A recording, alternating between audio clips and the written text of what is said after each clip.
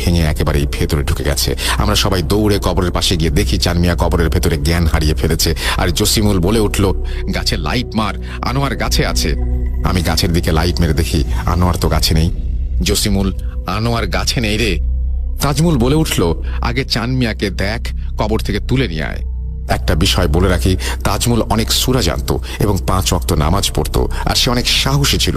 তাই গাছের ডালপালাগুলো মাটিতে আছড়ে মুছড়ে পড়ছে, কুকুর ডাক দিচ্ছে, পাখির ডাক, শেয়ালের ডাক, ঝিঝি পোকার শব্দ, অনেক কিছু বেড়ে গেছে অনেক গুণ। আমরা সবাই থমকে আছি। আমি চিৎকার করে কেঁদে ফেলেছি, হে আল্লাহ, কি হচ্ছে এসব? তাজমুল বলে উঠল, কেন কাঁদছিস? চুপ কর, লাইট মার, আমি নামছি কবরে, ইনশাল্লাহ কিছুই হবে না আমাদের। এই কথা বলে সে কবরে নামলো। কিন্তু তাজমুল, চাঁদ মিয়াকে তোল, কবর থেকে তোল ওকে। তাজমুল বলে উঠল, লাইটটা দে।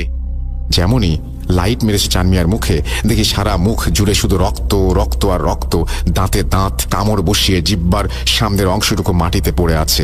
তাজমুল চাঁদ মিয়ার কোমরের অংশ ধরে তাকে বসিয়ে দিয়ে বলল, আমি একা উঠাতে পারবো না, জসিমুল তুই নাম। জসিমুল শুধু হুঁ বলে কবরে নামলো। এর মধ্যেই আনোয়ার কোথা থেকে দাঁড়িয়ে এসে জসিমুলের মাথায় পা দিয়ে সজোরে লাথি মেরে কবরে ফেলে দিল। জসিমুল শুধু মা বলে চিৎকার দিয়ে তাজমুলের উপরে গিয়ে পড়ল। এই সব দেখে সেন্সলেস হয়ে পড়ি।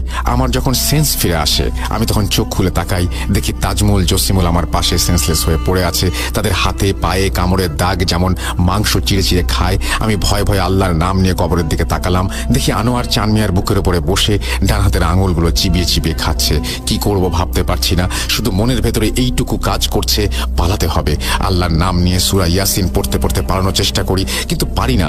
শরীরে শক্তি নেই, হাত পা কিছুই নাড়াতে পারছি না। শুধু কবরের ভেতর থেকে কথার আওয়াজ ভেসে আসছে, সব খাবো।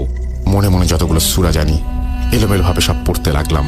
কোনো কিছুতেই কাজ হচ্ছে না। ভেবে নিলাম আজকে মৃত্যু অনিবার্য। মার কথা খুব মনে পড়ছে, হে আল্লাহ তুমি রক্ষা করো। এই সব ভাবতে ভাবতে আবার কবরের ভেতর থেকে খাওয়ার আওয়াজ। এইবার খাওয়ার শব্দটা যেন কেমন আঙুর ফল খাচ্ছে তেমন রসালো। আবার সেই শব্দ